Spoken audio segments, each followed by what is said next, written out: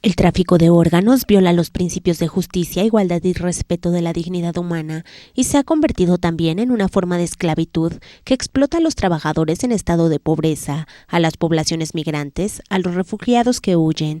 De esto y otras cosas se habló en la cumbre internacional que organizó el 7 y 8 de febrero la Pontificia Academia de las Ciencias para reflexionar sobre el drama del tráfico de órganos y sobre el llamado turismo de trasplantes. En las jornadas que se celebraron en la Casina Pío IV, participaron especialistas procedentes de más de 20 países de los 5 continentes, funcionarios estatales, investigadores magistrados y periodistas que se ocupan desde hace años de este tema que representa ya una emergencia social. Ha habido 2 fases en el control del tráfico de órganos humanos en el mundo. La primera con la Organización Mundial de la Salud y con gobiernos que estuvieron de acuerdo en aprobar leyes al respecto. La segunda con los profesionales, creando estándares y líneas maestras para la autorreglamentación de los profesionales. A pesar de esto, el tráfico de órganos sigue en demasiados lugares del mundo. Necesitamos la fuerza de la autoridad moral que nos proporcionará este encuentro. Es la primera vez que representantes de los principales países del mundo se reúnen para discutir y verificar, incluso de una forma bastante directa, este tipo de problemáticas. Se ven números que no habíamos visto antes. Se comprenden mejor algunas situaciones críticas. Por ejemplo, han sido expuestos los problemas africanos. Nosotros, como Italia, hemos aportado una contribución en lo referente a la cuestión de los migrantes. Todos los países están afectados por este drama. Todos están comprometidos. Quien tiene una enfermedad fatal que se puede curar con un trasplante está desesperado. Si un hijo tiene esa enfermedad, uno está desesperado. ¿Qué no se haría para salvar a un hijo? ¿Qué no haría uno por salvarse? En esto radica el problema del paciente, elemento que explotan los traficantes, la gente que quiere ganar dinero. Si uno ha caído en la miseria, si uno es un refugiado, bloqueado en el desierto, sin camino de salida, ¿qué no haría para salir de la pobreza? Incluso, aunque acciones de este tipo son habitualmente un desengaño, por ello existen estos 2 impulsos humanos. Por una parte, la desesperación de los enfermos y por la otra, la desesperación de los pobres. Pero hay demasiadas personas en el mundo que están dispuestas a explotar a las 2. Esta es la causa del problema. Un inmigrante que había pasado por Sudán para llegar a la costa norteafricana fue encontrado después en Italia. Mediante un control llevado a cabo por casualidad, con una ecografía verificamos que tenía una cicatriz quirúrgica y que le faltaba un riñón. Este inmigrante, que después desapareció, declaró que el órgano se lo habían quitado en el desierto. Esto no es posible, seguro. No pueden quitarse órganos en el desierto y sin embargo hay instituciones de salud en países con elevada capacidad de trasplantes que son, digamos, capaces de aceptar explotar a estas personas de una manera éticamente innoble y cometiendo delitos. Delitos que no se controlan en los países donde se producen. En otras palabras, tú eres un migrante, vives en la pobreza, en la miseria, estás muerto de hambre, te compro un riñón. Así, en otras palabras, Y esto siquiera, bueno, hay allí el pago, pero ¿qué me dice cuando hay un robo de personas, no? El secuestro, para extraerles los órganos. Y como decía este hombre, todos los países del mundo, todos se están viendo afectados por este tráfico de órganos. Vámonos ahora en otro tema hasta Japón. Los japoneses hicieron un documental en blanco y negro, una película sobre la muerte de los 26 mártires en Nagasaki, Japón, entre ellos nuestro San Felipe de Jesús, quien murió allí el 5 de febrero de 1597, cruzado en las costas de Nagasaki, en Japón. Vamos a ver este documental.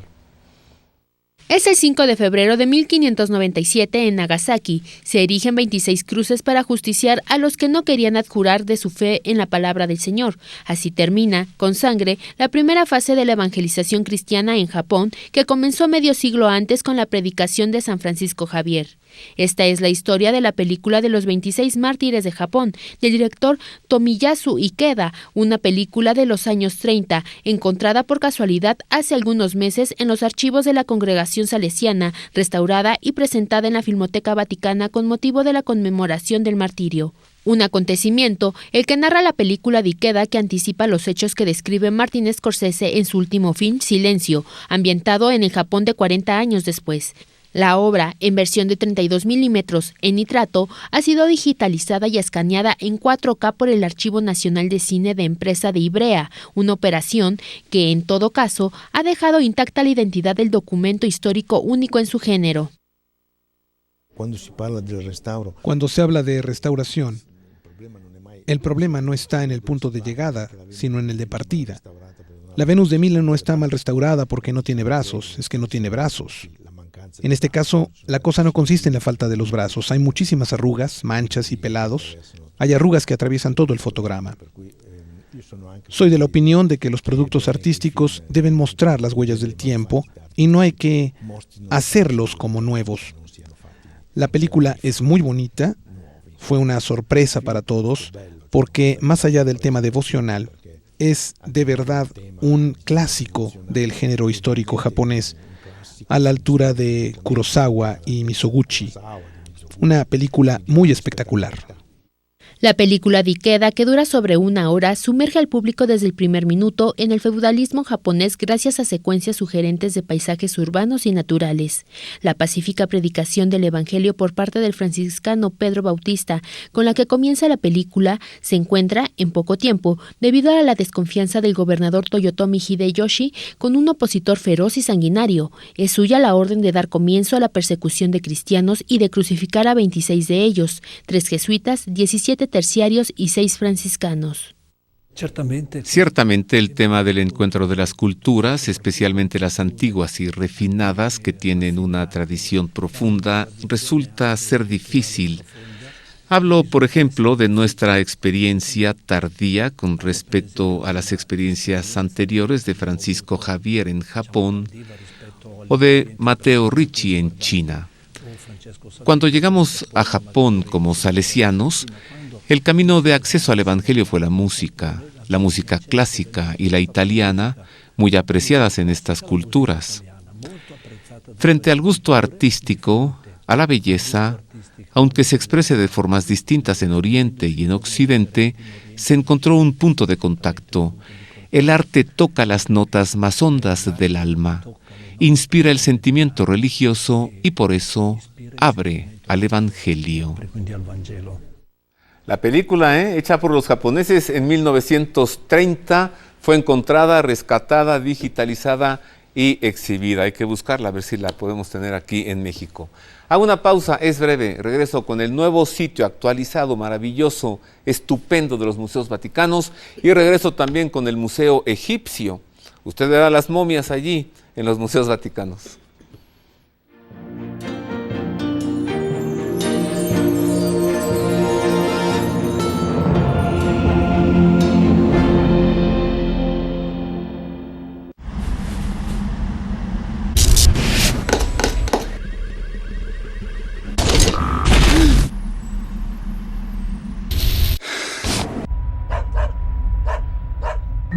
Mejor duerme. Subzeta, inductor natural del sueño. Contiene melatonina natural. Es sublingual de rápido efecto y no crea adicción. Encuéntralo en sus presentaciones de 3 y 5 miligramos. Mejor duerme. Subzeta es de Medix.